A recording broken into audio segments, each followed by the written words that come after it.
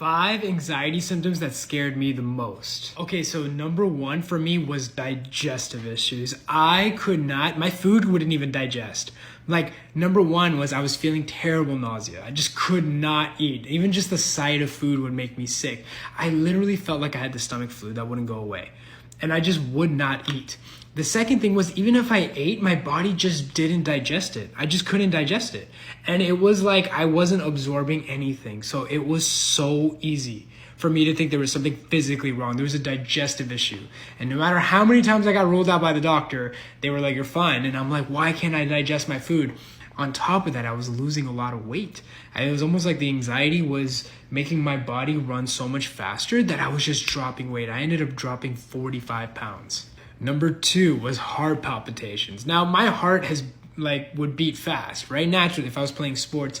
But for some reason, when I was experiencing anxiety, my heart felt like it was about to explode. I was concerned. I was like, I don't think my heart can handle this. If you would look at my shirt, you could literally see my shirt lift. And it was just nuts. And my heart rate was going so high from doing nothing. I was like, uh-oh, there's something seriously wrong.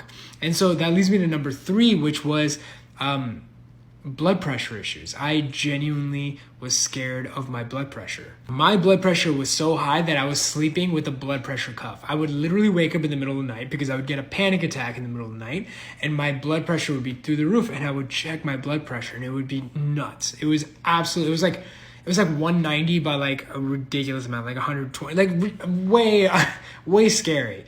And I would go to the doctors and they'd be like, yeah, there's nothing really there. It's just part of anxiety. And I was absolutely terrified. And that leads me to number 4. One of the scariest symptoms for me was something called derealization, depersonalization. This would happen to me right after a panic attack. I'd almost feel dissociated. Sometimes it would last all day. Sometimes it just wouldn't even go away.